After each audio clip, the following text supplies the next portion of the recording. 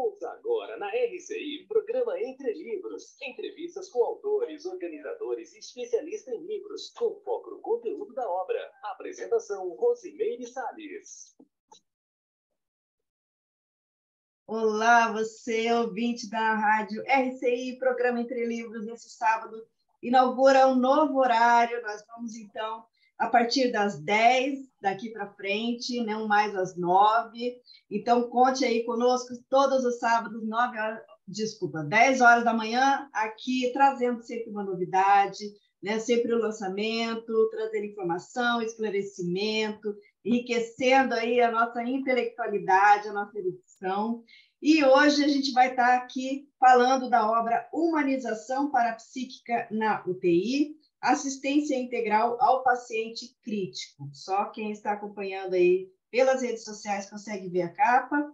A gente está, então, com os autores César Machado e Stephanie Sabateschi.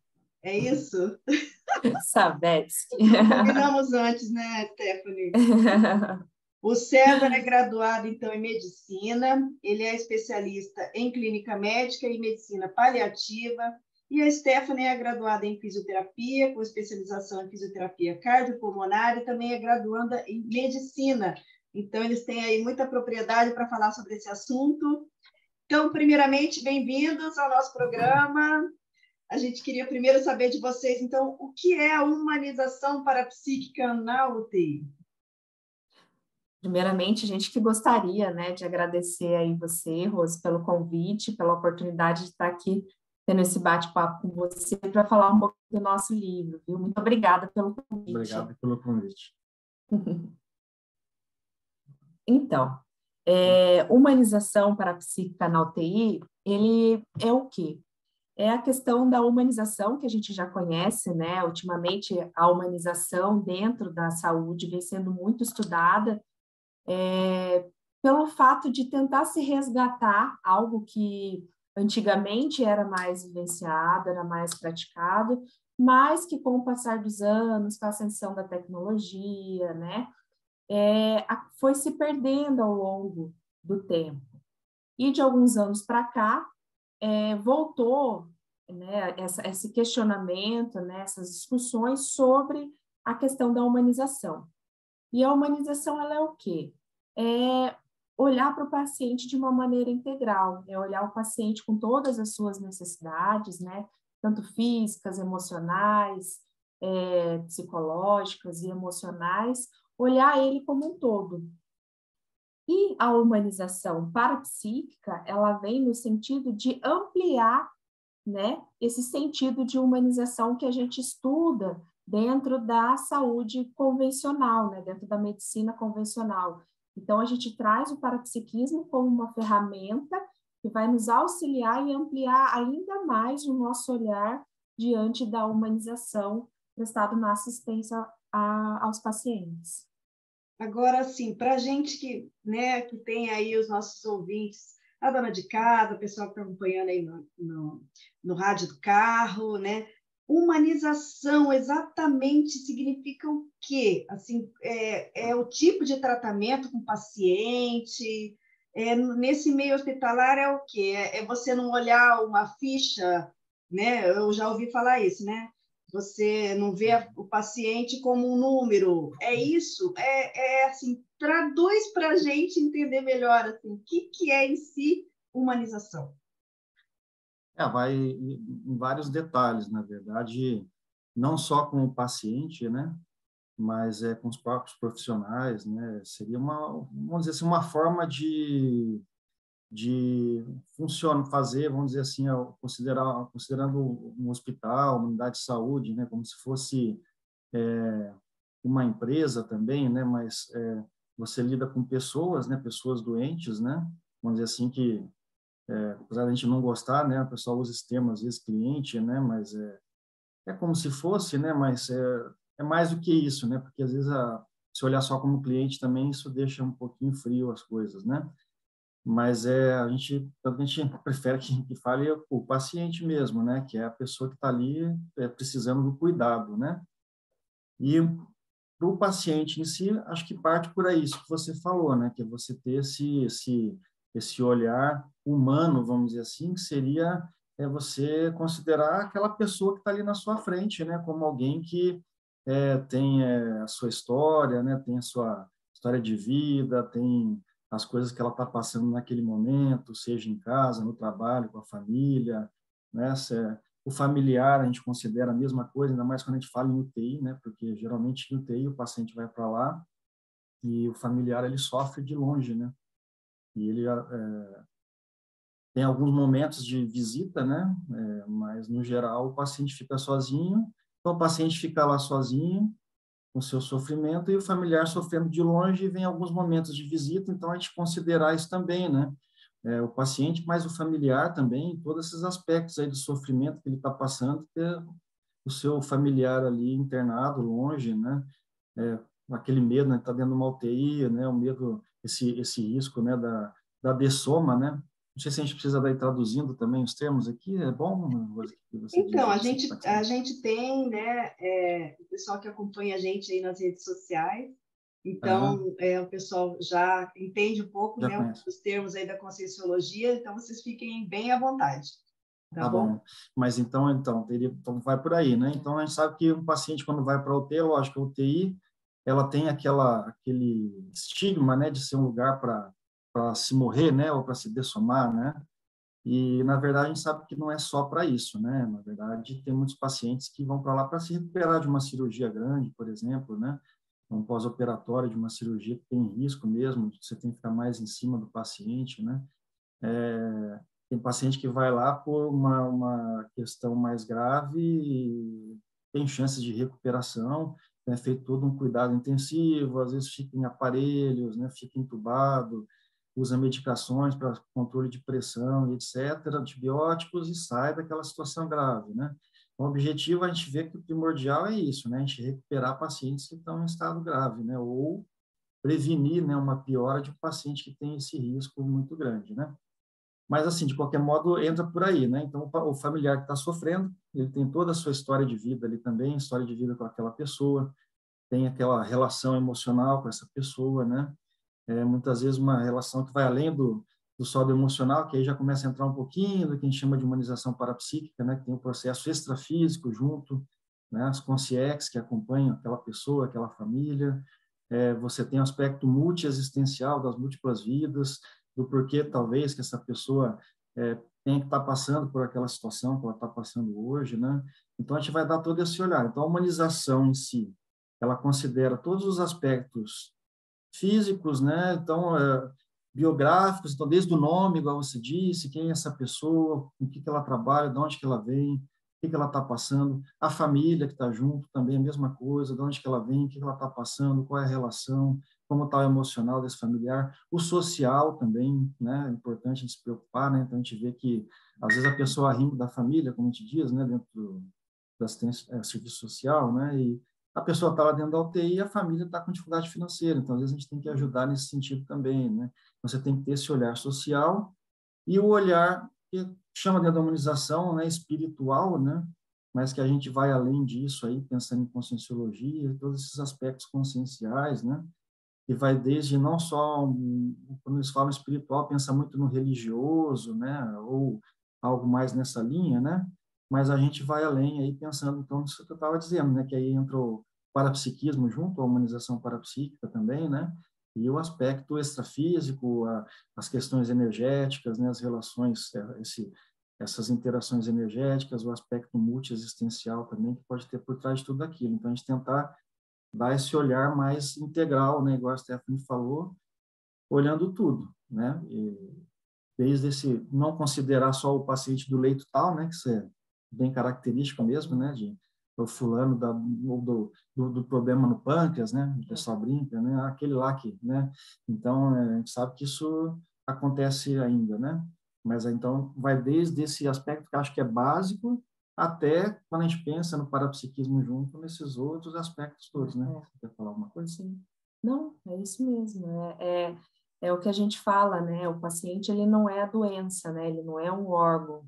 Ele não é o paciente com câncer de fígado, ele não é o paciente com problema no infartado. Não, ele é uma pessoa que está ali, tem toda a sua história autobiográfica, tem tudo, tem toda a vida dele lá fora, mas que naquele determinado momento ele se encontra dentro de uma UTI, passando por um momento de dificuldade, de fragilidade, que precisa não só de todo o atendimento, né, mesmo técnico, científico, mas também desse acolhimento, né, de toda a valorização dessa subjetividade, né, que é o que a gente traz muito no livro. O paciente, cada um é um ser singular, né, com as suas peculiaridades, e a humanização, ela traz isso de volta, essa questão de valorizar a singularidade de cada paciente. Por que se voltou a falar muito em humanização? Né? Justamente por isso, né? Então, quando a gente até tem um capítulo no livro que a gente analisa esse aspecto histórico, né? Justamente porque veio depois com a Revolução Científica, né? E depois industrial também. Então, toda essa parte tecnológica que é importante, foi importante, né? Para salvar vidas, vamos dizer assim, né? Para recuperar os pacientes graves. Porém, acabou que nesse meio do caminho esse aspecto mais humano, que era muito comum, né? Antigamente, você pega a época de Hipócrates e também até o Renascimento ali, né? Você olhava muito essa parte humana, né? Da humanização, então meio que se perdeu, né? E aí, de umas décadas para cá, então, começou a se retomar isso, né? Foi importante o desenvolvimento tecnológico, né? Mas se viu que é importante você conciliar as duas coisas, né? Não é, então vamos focar agora só no humano e esquecer, não, as duas coisas juntas, né? A tecnologia ajudando, mas ao mesmo tempo a gente não esquecer que são pessoas lidando com pessoas e a gente interagindo, né? Ou mais do que isso, né? Que aí a gente vai para a harmonização parapsíquica, que é consciências lidando e interagindo com outras consciências, né? Com todo o seu aspecto aí holobiográfico daí, né? Ou multiexistencial, que a gente já vai além, né, da situação, né? Agora, vocês focaram na UTI, né? E eu fiquei pensando assim, dentro de um hospital, por exemplo, a humanização eu imagino que vai permear aí em todas as áreas, né? Mas a UTI é aquela mais delicada, né? Onde envolve principalmente, vocês até falam, tem um capítulo que vocês falam que a morte e o morrer, na visão da Concepção, que envolve a morte, né? Ou a possibilidade de, ou a expectativa de, né? Ou o alívio de não, né?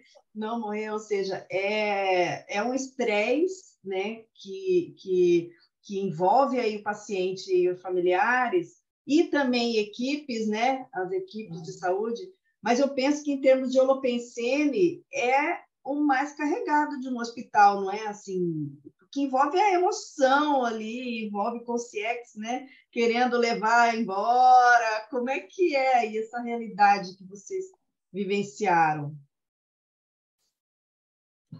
A questão da UTI, a gente até comenta no livro, né? Tem a questão do holopensene, tem a questão de ser realmente um ambiente que não é só mais intenso por ser aquele momento, mas é de ser dentro da UTI, né? De ser intensivo, mas é intenso em todos os sentidos, porque é como você falou, lá dentro algumas pessoas dessomam, outras não, mas assim, aquele sentimento de angústia, de medo, né?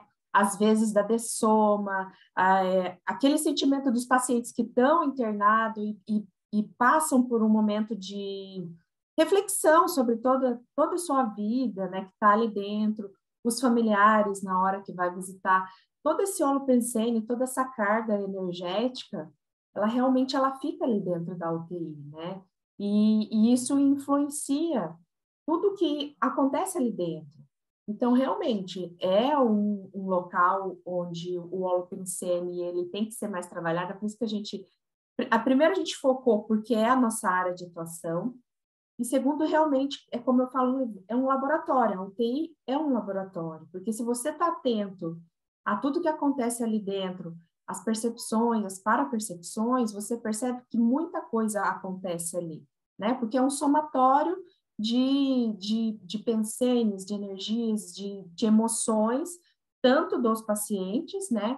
Tanto os que tiveram alta, foram para casa, quanto aqueles que dessomaram, mais as energias dos familiares e a energia dos próprios profissionais, que muitas vezes acabam sendo contaminados com a energia do holopensene da UTI, né? E é por isso que é tão importante essa questão da gente compreender e conhecer a questão das energias, né? Tem até um capítulo que o César escreve sobre estado vibracional, que é justamente isso, porque enquanto profissional a gente está lidando diretamente com a energia de vários pacientes. Geralmente uma UTI tem 10 leitos. Aí, tanto eu como fisioterapeuta, né, na época que eu escrevi o livro, estava atuando, César quanto médico. A gente passa nos 10 pacientes. São 10 consciências, cada um com as suas histórias, com as suas dificuldades, com as suas emoções, né? Se a gente não tiver um contato, um cuidado e a consciência de que a gente pode estar se contaminando com a energia deles, isso com o tempo pode estar gerando até mesmo doenças físicas, né? Então, por isso que a gente achou tão importante estar falando sobre isso, porque a gente escuta de profissionais que não são da Conscienciologia experiências que eles comentam assim, falam, poxa, isso daí pode ser assimilação. Hoje o ambiente está meio carregado. O pessoal percebe, eu falo assim, instintivamente, vamos dizer, né?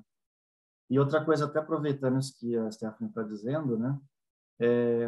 Quando a gente falando de humanização de novo, né? Então, por isso que envolve, como a gente falou, o paciente, a família e os profissionais que estão ali, né? Então, você pensa isso, né, que você disse aí, você comentou sobre o ambiente ali, né? Então, queira ou não, né, como profissionais ali, quem trabalha dentro de uma UTI, ele está lidando com dessoma, né, a morte física, né, biológica, o dessoma, cotidianamente, né? E muitas vezes o profissional ele se apega aos pacientes também, à família que vai ali, né? E sofre, né? E esse sofrimento ele pode começar a ter repercussões emocionais. Tem todo aquele processo energético que envolve ali que se a pessoa não tem noção de desassim, ela pode acabar assimilando e adoecendo também o profissional, né? Vamos dizer assim. Por isso que a gente fala de estado vibracional ali no livro também, né? E até pensando em burnout, né, que é muito comum, né, burnout dentro do ambiente de UTI nos profissionais, né. Então por isso que daí engloba a administração dos hospitais ou das unidades de saúde que sejam, né, ou pensando aí na UTI, né, do hospital, né, porque eles quem está ali na gerência, né, do hospital, é importante ele ter esse olhar humanizado, porque ele vai ter que olhar os profissionais de uma maneira diferente também, pensando nisso tudo, né. E aí, muitas vezes, os profissionais que trabalham UTI, eles trabalham em mais de um emprego. É bem comum isso daí, a gente vê. Então, trabalham em UTI de 2 hospitais diferentes. Então, tem médicos, né, que sai de plantão para outro, faz 24 horas ali naquele hospital e vai para outro, faz mais 24 e volta. Né? Eu conheci profissionais ali que faziam 60 horas seguidas de plantão, saindo de um lugar para o outro. Então, sem fazer atividade física, sem comer direito, sem dormir direito. Né? Você imagina as repercussões no holossoma como um todo, né? Então, é um outro capítulo até que a gente tem no livro ali sobre a saúde holossomática do assistente, né?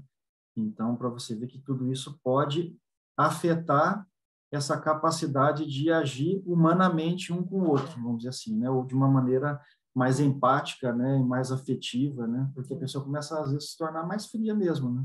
Distanciar, né? Isso é bem comum de acontecer, né? Vocês falam isso e realmente é uma realidade, né? A gente vai visitar pessoas, familiares na UTI, aí você vê a diferença no tratamento, né, de determinados profissionais. Uns são mais acolhedores e outros são realmente muito frios, assim. E aí você fica assim, poxa, mas essa pessoa não tinha que estar aqui, ela tinha que estar fazendo outra coisa, né? E a gente nunca para pensar que, às vezes, a pessoa ela não sabe lidar com aquela situação toda, né?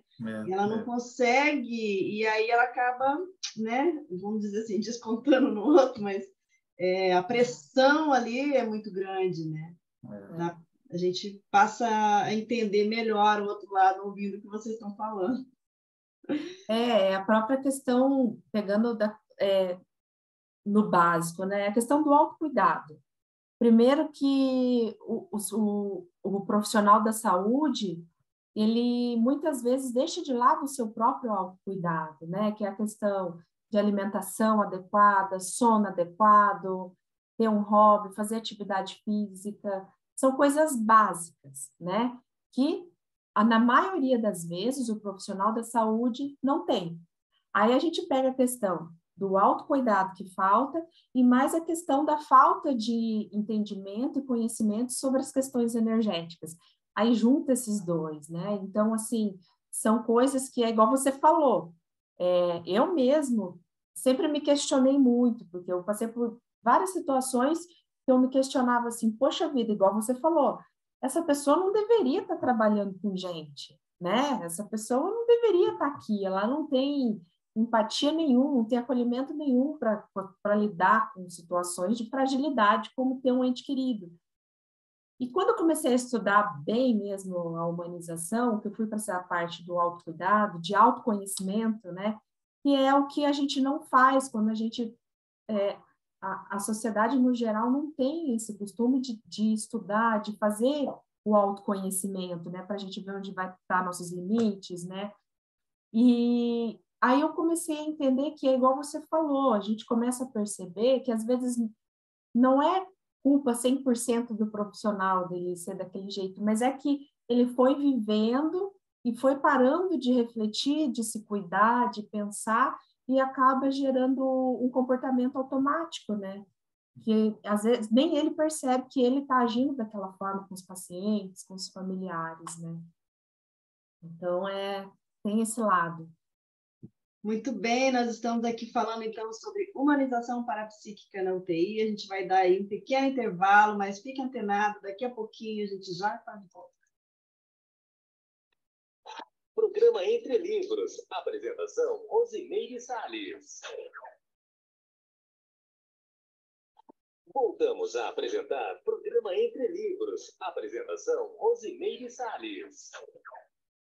Programa Entre Livros, entrevistando hoje César Machado, Stephanie Sabetsky, sobre humanização parapsíquica na UTI. Eu fiquei pensando, assim, porque eu passei por uma experiência, né, de ter meu marido, meu duplista, na UTI. E uma coisa é você ter visitado alguém que tenha afinidade com você, mas não tanta, né? A hora que você tem uma pessoa do seu contato diário, seu relacionamento, seu amor, aquilo muda tudo. Então, assim, vamos dizer, a fama, né? Ou a aura que envolve a UTI, ela tem uma... como que eu vou dizer assim? Eu não sei que nome que eu dou a isso, mas eu vou tentar explicar. A gente já vê a UTI como uma coisa assim, a pessoa foi para a UTI, você não sabe se ela volta, né? Eu não sei se isso é uma realidade. E aí, até na hora que a pessoa está indo para a UTI, isso já afeta o familiar, né?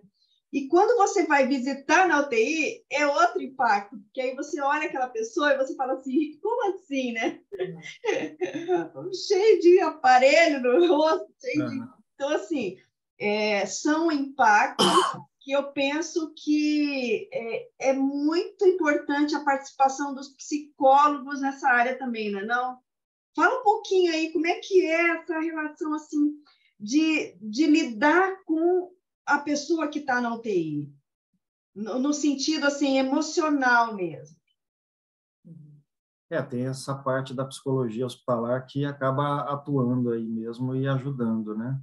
Então, tanto às vezes no dia a dia, né, com familiares que a gente percebe que está em mais sofrimento, né, do que outros, né, quanto também às vezes em momentos que, vamos dizer, a gente já tem certeza que aquele caso ali, aquele paciente em questão, os órgãos já estão em falência e tudo mais, né, e às vezes precisa ter conversas mais difíceis, né, sobre isso também.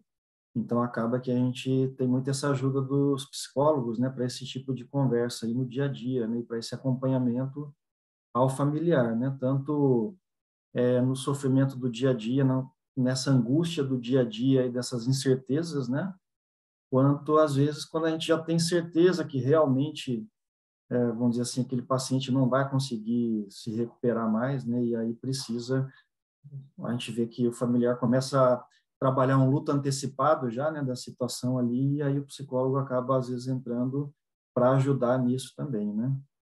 até um caso interessante, né, que até acabou que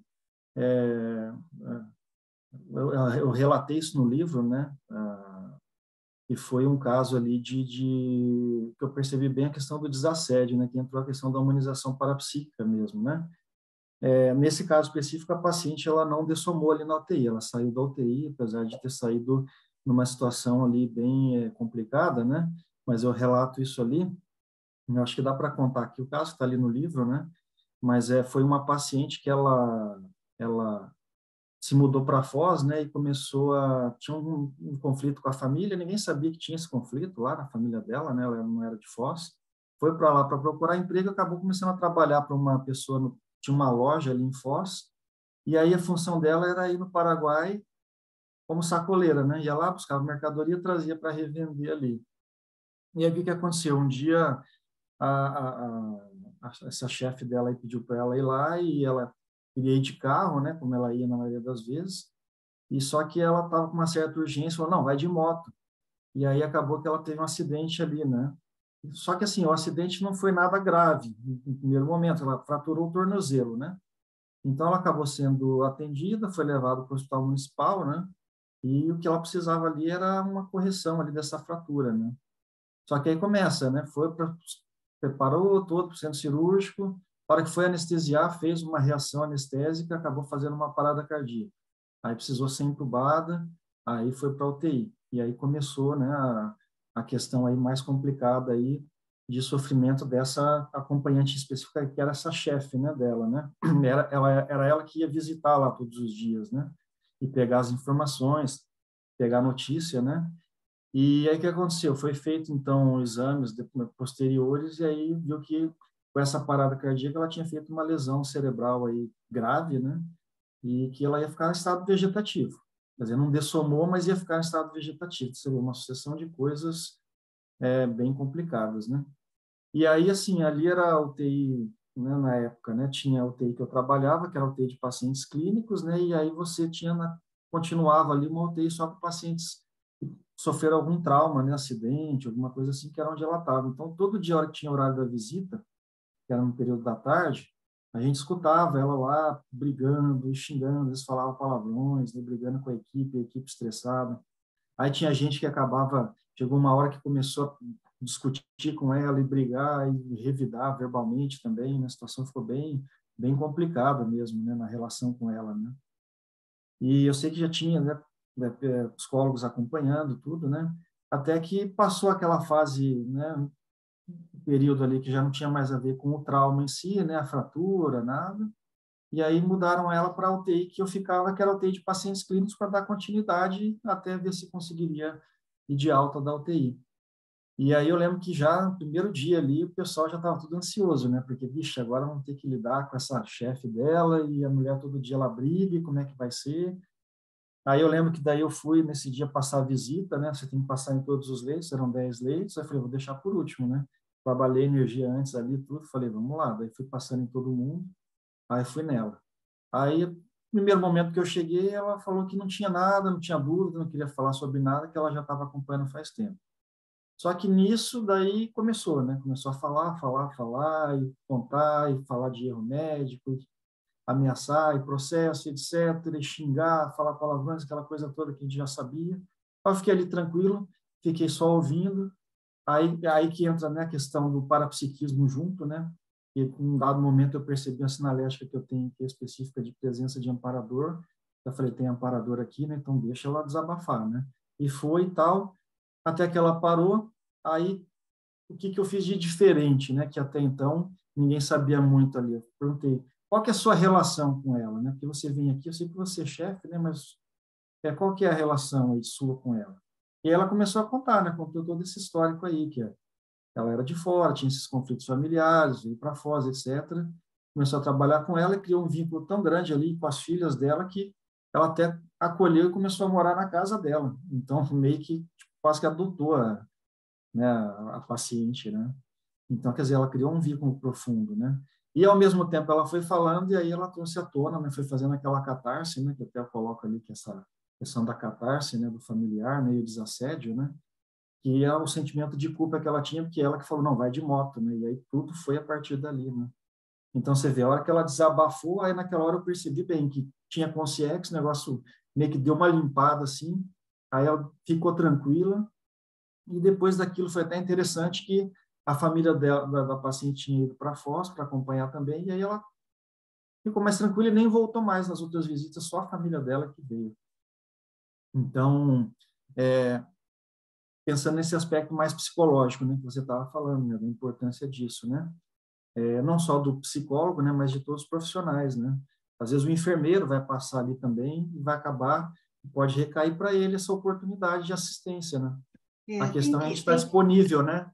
Aí eu me disponibilizei na hora, percebi o amparador, então aí entra o parapsiquismo, aí entra a humanização parapsíquica, né, também que a gente fala, né? De você perceber que tem um extrafísico ali junto, tem amparador, tem consciex, aí ela fez aquele desabafo, a catarse, desassediou o negócio, né? E, lógico, a paciente ficou com sequelas, né? Saiu da UTI, né?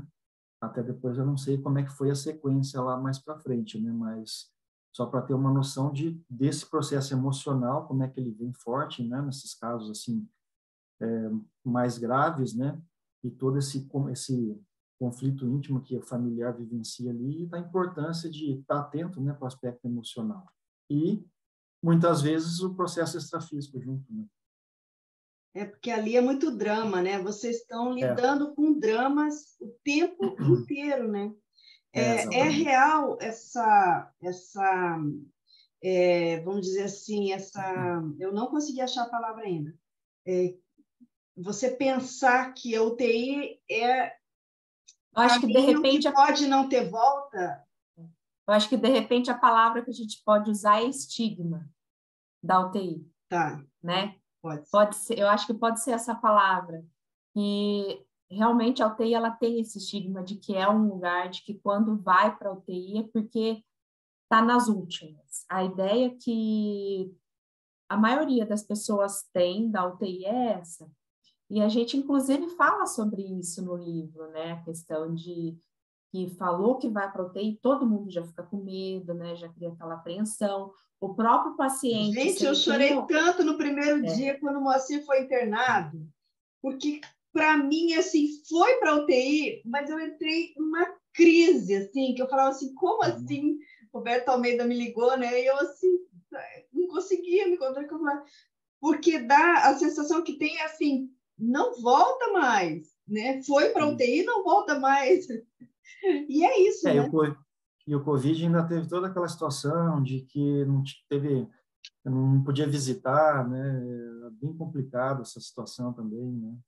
Então foi tudo uma coisa muito extrema, assim, né? Diferente, nesse sentido de humanização, para pior nesse sentido, né? Apesar que algumas coisas foram desenvolvidas também que ajudam na humanização, que hoje em dia a gente ainda usa. Por exemplo, né, fazer isso que a gente está fazendo aqui, né? Essa videochamada, né, para a pessoa poder falar com a pessoa, se ela estiver conversando, ela não puder estar ali, ou ver pelo menos que a pessoa está ali, né? Mesmo que seja um tubo, né, e fio para todo lado, né? Então, de uma certa maneira, ajuda nisso também, né? Mas foi uma situação bem difícil mesmo, né? A situação do Covid. Não necessariamente, então, a pessoa fica inconsciente quando ela vai para a UTI? Não, depende da fase da doença que ela está, né? Então, às vezes, um paciente ele vai para a UTI, ele está, por exemplo, com uma dificuldade respiratória, mas não necessariamente ele vai precisar ser entubado, sedado, né? Às vezes você consegue fazer medidas ali com medicação, antibiótico, VNI, que é uma ventilação não invasiva, que a gente chama, né? A gente até fala disso no livro, né?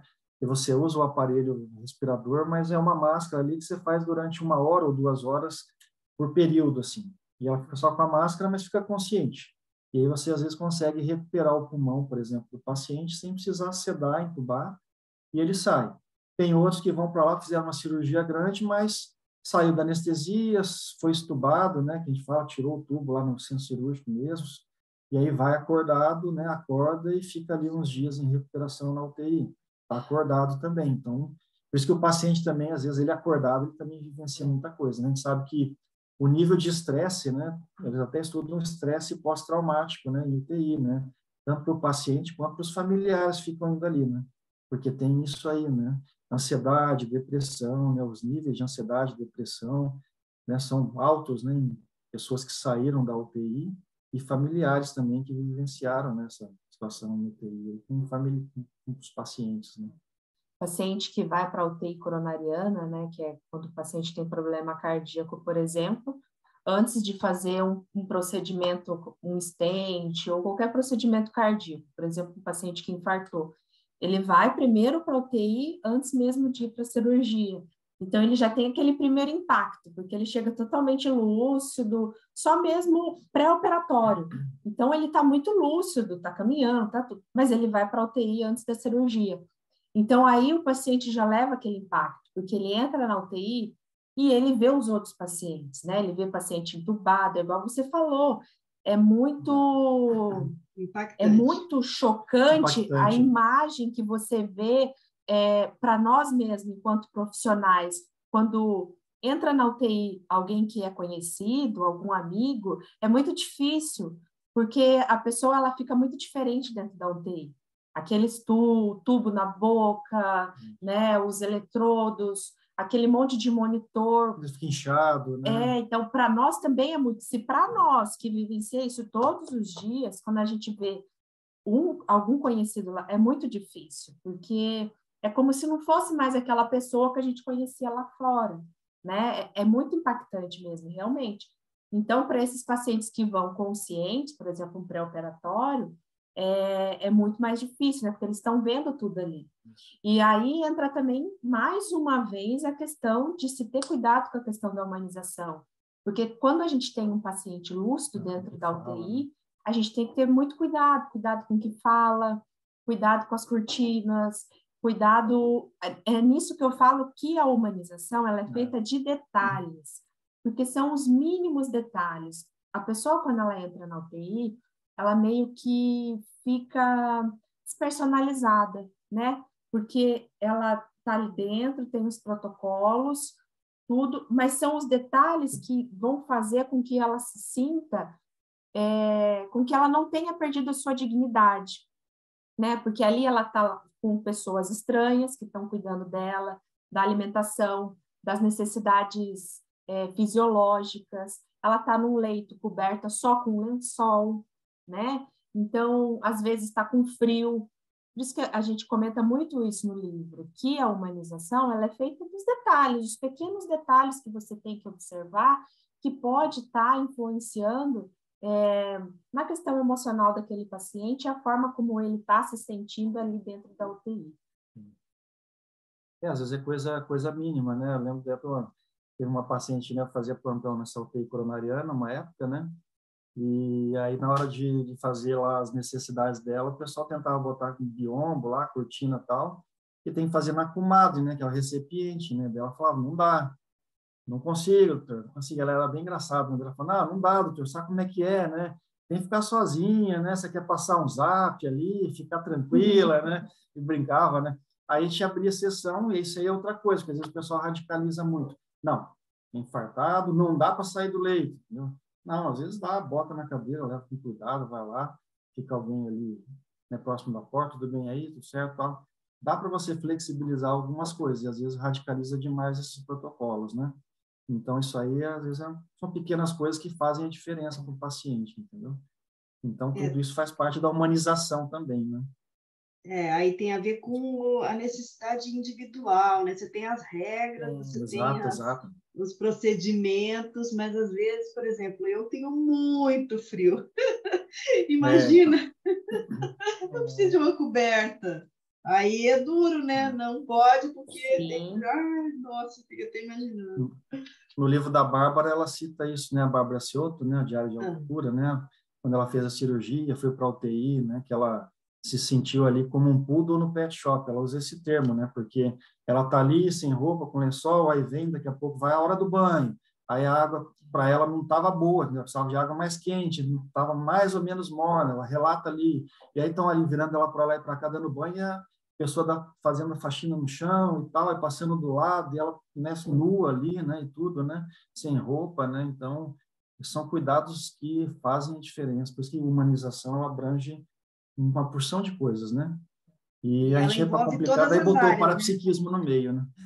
E elas envolvem todas as áreas, né? Não é todas as áreas. todas as áreas, exatamente. Então, recentemente eu tive com o meu pai internado, né? E não em UTI, né? Mas aí lá pelas tantas eu fiquei lá uma noite e aí veio a senhora ali da limpeza, perguntou se podia limpar, mas ela veio com todo cuidado, entendeu? Para não bater com o rodinho na cama, né, e tal, tentando não fazer barulho. E a gente trabalha lá, a gente vê que são profissionais em todas as áreas. Então, tem outros que já vêm, vai de qualquer jeito, vai batendo, né? Então, eu acho que até a Bárbara, ela cita isso. Eu não sei se a Bárbara tem um outro livro daquela médica que teve um AVC, esqueci o nome do livro agora, e ela faz esse relato também, né? Que a pessoa vem, chega batendo ali com o rodinho na beira da cama e a pessoa já está ali doente, está sentindo mal, né? Então, são pequenos detalhes, né? Que fazem a diferença, né? Disso tudo, né? E daí, outra coisa interessante, né? Que me chamou a atenção foi isso também, né? Daí, além dela ter esse cuidado, ela viu que eu estava sentado ali, já está com a cara, né? De estressado, tudo, né? E emocionalmente ele não estava bem, e ela viu que eu não tinha lençol, não tinha nada. Ah, não quer que pegue um lençol, não quer que pegue um cobertor, estava frio, né? Aqueles dias. Falei, não, estou tranquilo, não precisa, eu vou ficar aqui sentado mesmo. Depois ela foi lá e veio e trouxe, né? Então, humanização. Você vê que a pessoa é humanizada, né? Então, ela é o quê? Ela é o profissional ali da limpeza, mas extremamente humanizada, entendeu? Nenhum enfermeiro, nenhum técnico de enfermagem olhou com esse olhar e veio falar comigo sobre, você quer um cobertor? Você quer... Mas ela veio ali só para fazer a limpeza do chão e ela observou isso e trouxe para mim. E aí também essa é outra coisa, né, que a gente vê, né, que a pessoa fala, vai falar de humanização, pô, a pessoa trabalha na saúde, tem que ser humanizada, mas não necessariamente, entendeu? Então você precisa falar disso, porque além de ter esses aspectos, né, às vezes da rotina que a pessoa vai se tornando fria, o burnout, esses aspectos que talvez desestabilizam o emocional e a pessoa ela começa a perder a empatia, né, perder a compaixão e tudo mais, mas também tem gente que precisa de trabalhar isso porque não tem isso mesmo, né? Não tem esse olhar, né? Então, quer dizer, a pessoa foi ali só para passar o rodinho no chão e ela viu que não tinha cobertor, tal, estava frio, foi lá e pegou. E o pessoal da enfermagem estava entrando o tempo todo, não tinha observado isso, não se preocupou, né, vamos dizer assim, né? Então, quer dizer, você vê que é da pessoa ser humanizada, né? Quer dizer, ela é um profissional, uma pessoa humanizada, né? Teve esse olhar aí. Mas do procedimento para o acolhimento, né? Exatamente, exatamente. Muito bem. Então, aqui a gente está conversando com o César Machado, Stephanie Sabetsky. A gente vai agora chamar aí nossos amigos patrocinadores. Estaremos de volta daqui a pouquinho. Fiquem ligados aí na gente. Programa Entre Livros. Apresentação, Rosimeire Salles. Voltamos a apresentar Programa Entre Livros. Apresentação, Rosimeire Salles. Humanização Parapsíquica na UTI, né? O livro que a gente está hoje aqui conversando com os autores. A gente vamos falar um pouquinho sobre o parapsiquismo, né? Aí vocês têm um capítulo aqui, vocês falam do amparo de função. Conta um pouquinho aí dessa experiência, como que é essa atuação. O César já até falou alguma coisa, né? Mas, assim, vocês conseguem perceber, há uma diferença, né, no atendimento ou no trato dos pacientes, pacientes terem amparo, como é que é, assim, essa realidade aí dos amparadores? Eu tenho um caso também, a gente colocou alguns exemplos, tem alguns exemplos no livro, e um deles é esse que eu vou comentar, mas a gente sente, sim, o amparo de função, a gente sente quando o próprio ambiente da UTI está conturbado energeticamente, que é algo que já deixa a gente um pouco mais alerta para o que pode estar vindo a acontecer. Só que tudo isso, a gente começa a ficar mais esperto quando a gente começa a realmente estar estudando a questão está fazendo essa questão do autoconhecimento, né, mais uma vez, e está entendendo o nosso próprio parapsiquismo, né, entendendo as nossas sinaléticas, fazendo o reconhecimento das nossas sinaléticas. Quando a gente começa a fazer isso, é que a gente consegue perceber melhor quando tem amparo, quando não tem, né. E um exemplo desses por exemplo, eu tive um paciente que ele entrou na UTI ele tinha mais de 60 anos, ele entrou por um quadro de exacerbação de asma. Ele teve uma crise de asma, ele sempre tinha essas crises, só que dessa vez a crise foi muito acentuada e ele precisou ser encaminhado para a UTI, não deu para reverter com medicamentos, e ele acabou sendo entubado, sedado, para estar revertendo daí a situação dessa asma muito acentuada, né? O que aconteceu é que passou a crise de asma, foi resolvida a questão pulmonar dele, né? E depois disso começou a se retirar a sedação dele, né? Porque para fazer com que o pulmão dele melhorasse, ele foi sedado, entubado, ficou um tempo para estabilizar, e depois, quando ele estabilizou, foi retirada novamente a sedação para a gente fazer a extubação nele. O que aconteceu é que esse paciente, ele entrou, então, por uma crise de asma, só que depois que foi retirada a sedação dele, ele não acordava, né? Ele passou 5 dias ali, não acordava, foi abordada a família, perguntando se tinha outras coisas. Não, a única coisa que a família relatou é que ele tinha crise hipertensiva. E ele realmente estava apresentando alguns dias com picos de hipertensão, mas era controlado e pronto. Até que um dia estava mais tranquila a UTI e eu parei no leito dele, era o último leito assim. Eu parei e falei, não, vou trabalhar um pouco a energia aqui, comecei a atender ele. A início eu senti um formigamento nas costas, que é uma das minhas sinaléticas de amparo de função, e comecei a sentir aquele formigamento, continuei trabalhando as energias e atendendo ele. Até que eu senti uma pontada muito forte na cabeça, né, do lado direito. Aí eu senti aquela pontada, foi muito forte, daí eu pensei, nossa, pontada na cabeça, né? Como eu tinha sentido um amparo de função, eu comecei a pensar sobre isso, né? Pode ser alguma coisa. E como a família tinha falado que ele tinha crise de hipertensão em alguns momentos enquanto ele estava internado, ele também teve momentos de hipertensão, eu pensei, bom, pode ter acontecido alguma coisa, né? Aí comentei com o médico que estava de plantão e sugeri, né, se de repente fazer uma tomografia para ele, né? Para ver se de repente não aconteceu alguma coisa além do quadro que ele foi internado, que era só o problema pulmonar.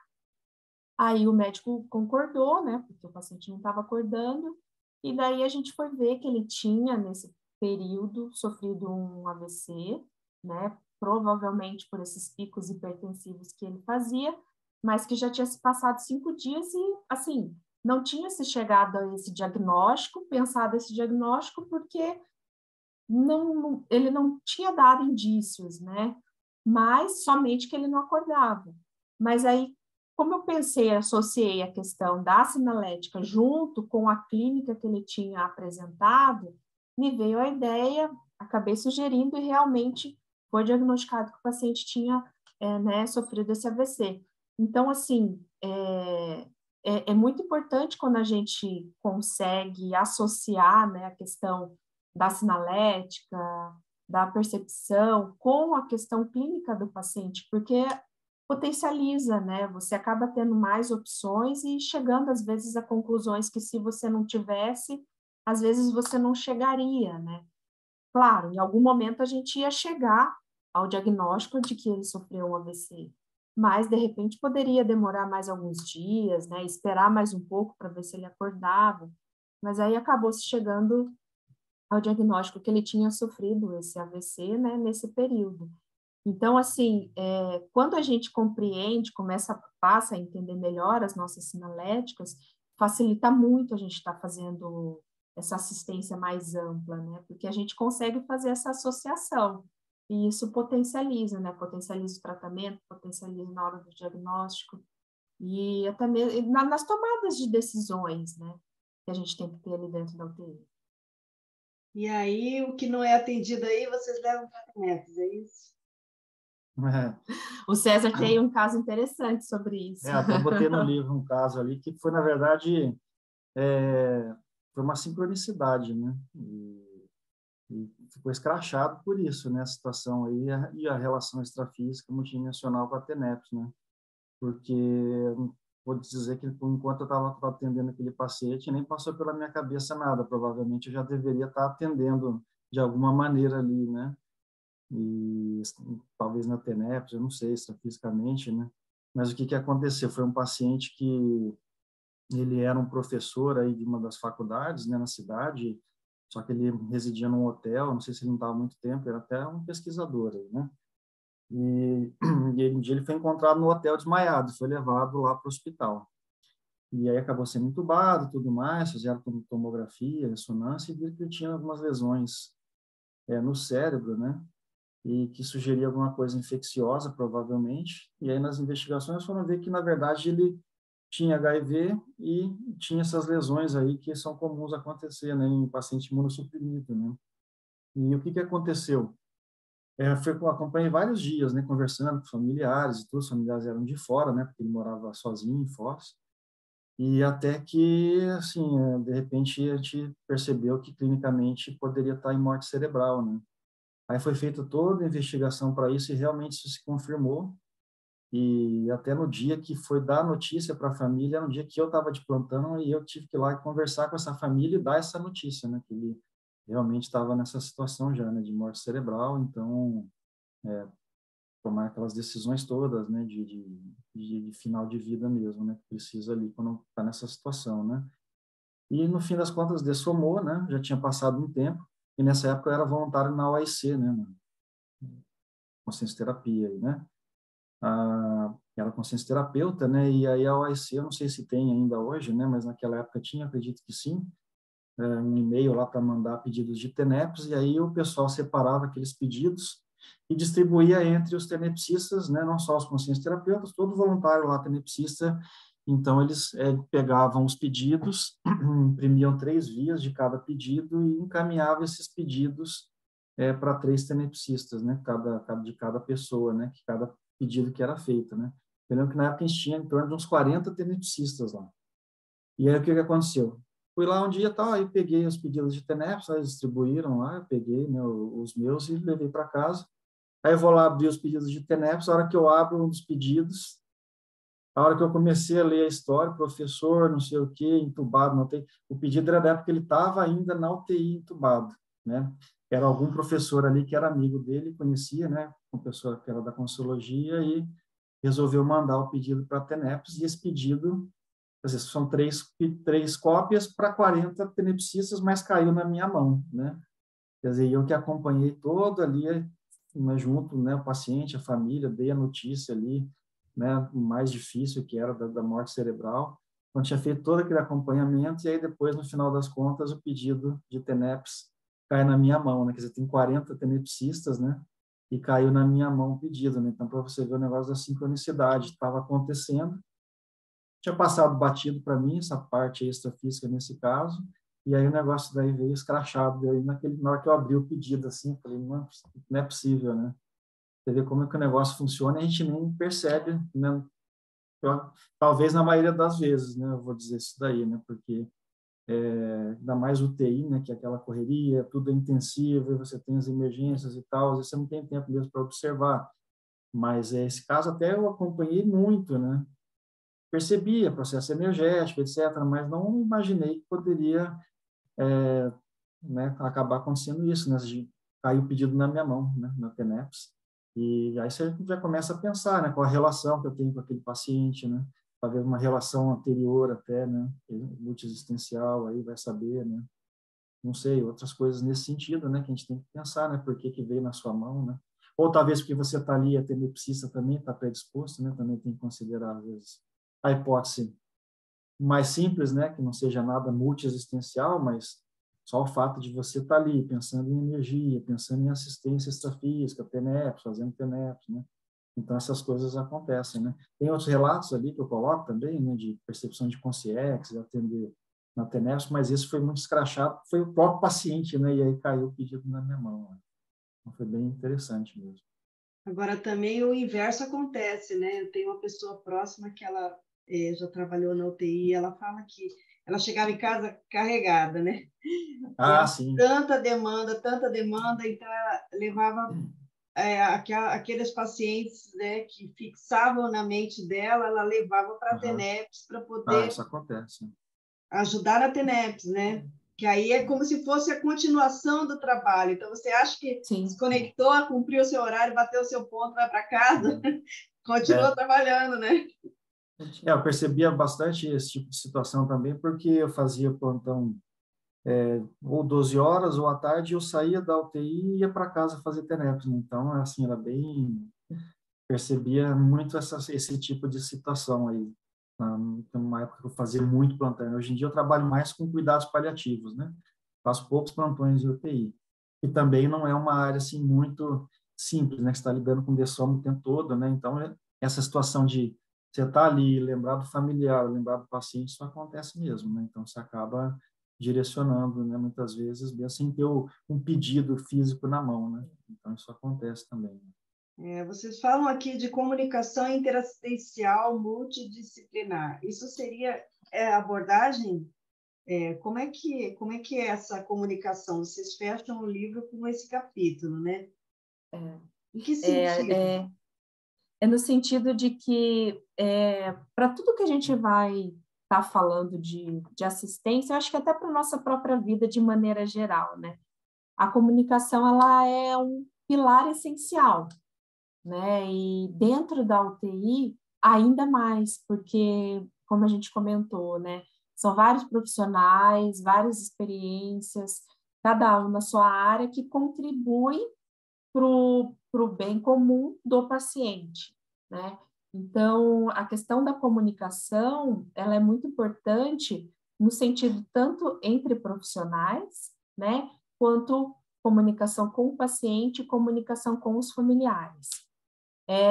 A comunicação, ela é muito estudada, né? Mesmo fora, na questão, eu digo fora assim no sentido de comumente estudado dentro da humanização, né?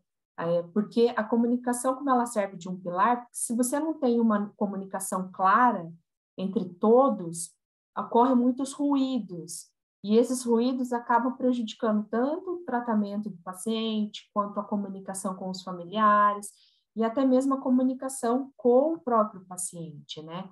Então, a gente colocou isso nesse sentido de que a comunicação, ela é a base para que todo o resto aconteça, né? Então, se você não tem essa comunicação muito... Tanto é que eu coloco lá no capítulo a questão de que muitos estudos mostram, né, o quanto a comunicação, mesmo a comunicação não verbal, influencia nas nossas relações, né? E que só 7% do que a gente fala é realmente aquilo que a pessoa escutou, compreendeu. Os outros 93%, que é a comunicação não verbal, é a questão de como você se comporta, da sua fisionomia na hora de passar, né, uma informação para o familiar, ou de falar com o paciente, ou até mesmo de estar fazendo a passagem de plantão com um colega de trabalho, né? Então, assim, e quando a gente fala do parapsiquismo, do processo energético, é mais um elemento que se soma a essa comunicação, né? Então, é por isso que a gente fez esse capítulo com o intuito de mostrar o quanto a comunicação ela é importante, né? E preciosa para essa relação ocorrer de maneira harmoniosa dentro da unidade de terapia intensiva. A gente está aqui já caminhando para os instantes finais. Eu queria que vocês falassem só o seguinte: o que vocês consideram assim que é o perfil, não vou dizer ideal, né, mas o mais próximo do ideal de trabalhar com humanização parapsíquica? O ideal? Assim, o temperamento tem que ser calmo, tem que ser acolhedor, assistencial. É isso, né? A gente até coloca no livro, tem as enumerações, né? Porque tem um capítulo que fala do perfil do intensivista assistencial, né? E nele a gente coloca, né, a questão de você ter o abertismo consciencial, de você ser uma pessoa com empatia, de você ter a questão da comunicação, de você ter o acolhimento. São vários itens que a gente coloca lá, que é a questão do profissional, né, que a gente pensa, o intensivista parapsíquico, né? Essa questão do temperamento é muito Um importante. verbete também, né? Tem um verbete também que fala sobre isso, né? Então, são vários itens que a gente coloca lá que o profissional teria que estar trabalhando e aperfeiçoando, né? Para que ele consiga estar desenvolvendo cada vez mais a questão assistencial junto com o parapsiquismo. E para o pessoal que está ouvindo, qual seria a mensagem final de vocês? Mensagem final? Olha, para quem está ouvindo a gente, como você falou, eu acho que pensar na UTI é muito difícil. É difícil para todo mundo, é difícil para a gente quando vê pessoas próximas e conhecidas, porque realmente é um ambiente, como a gente não está ali junto com o nosso ente querido, né? É difícil pensar, mas é um local também que os profissionais eles se dedicam ao máximo para estar fazendo tudo que é possível por aquela pessoa que está ali, né? Então, eu acho que a gente, enquanto profissional da terapia intensiva, lá dentro a gente faz de tudo o que pode ser feito para estar ajudando aquele familiar, aquele ente querido que está lá dentro, né? Então, e o livro, ele traz, falando sobre isso, sabe? De que é preciso a gente falar sobre humanização, é preciso a gente falar sobre o processo energético, quanto isso influencia no dia a dia do serviço dentro da UTI, mas que a UTI é um lugar, assim, eu sou suspeita para falar, porque eu já vi muita coisa boa acontecendo lá dentro, né? Então, eu acho que isso, a UTI é um local onde tudo que pode ser feito para que aquela pessoa saia da melhor forma possível é feito. Todos os profissionais que estão lá, eles se dedicam para isso. Acho que é isso mesmo, né? Lembrar que profissionais estão ali, né? Mas é um conjunto, né? Por isso que a gente fala que a humanização envolve, né, família também, né? Então, família, o paciente, que pode ser que passe por ali alguém um dia, né? A gente espera que não, né? Mas a gente está sempre sujeito, né? Uma cirurgia, às vezes, você pode ter que passar por ali, né? Então, lembrar que as pessoas estão ali para tentar ajudar. Às vezes, você pode encontrar, igual você falou, alguém que parece que não deveria estar ali, né? Mas a gente lembrar que num contexto mais global, né, de equipe, né, pensar isso, né, de trabalhar em conjunto, né, tanta família, né, porque é muito comum às vezes acontecer conflitos, né, que aí ficam um contra os outros e aquilo prejudica o tratamento do paciente, né, porque desestabiliza a família, desestabiliza a equipe, né. Então pensar que todo mundo acaba fazendo parte dessa equipe de alguma maneira, né. E para os profissionais, né, também, eu acho que fica um recado, né, porque quando a gente pensou em escrever esse livro, a gente pensou muito nos profissionais, né, não tanto assim no paciente ou no familiar, mas nos profissionais como uma forma de qualificação pessoal para fazer um trabalho humanizado e que vai além do físico, né? Então, essa humanização parapsíquica, né, desde do autocuidado dentro do energético, né, você saber fazer essa desassimilação de energias que você pode estar carregando do seu trabalho ali, quanto estar melhor energeticamente, né, multidimensionalmente durante o trabalho também. Então, o livro ele tem essa finalidade, né? Por isso até que a gente tentou escrever ele numa linguagem que seja acessível aos profissionais, seja um livro de entrada, né? A gente não usa neologismos muito avançados, né? A gente usa os neologismos mais básicos, tenta, às vezes usa algumas palavras que são mais comuns, né, para tentar traduzir, justamente para tentar acessar, né? Então, acho que é um livro aí que, para os profissionais, a gente acha que é bastante interessante, para quem tiver interesse em dar uma olhada mais a fundo também. Muito bem, nós agradecemos então a participação de vocês, altamente instrutivo o programa de hoje. Agradecemos a você que esteve aí sentado assistindo, né? A você que esteve acompanhando aí pelas redes sociais. O livro está disponível na Epígrafe e também no site shopcons.com.br.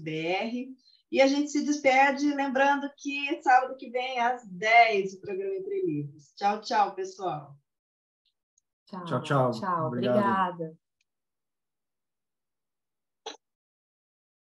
Você acabou de ouvir Programa Entre Livros, com Rosimeire Salles, aqui na RCI.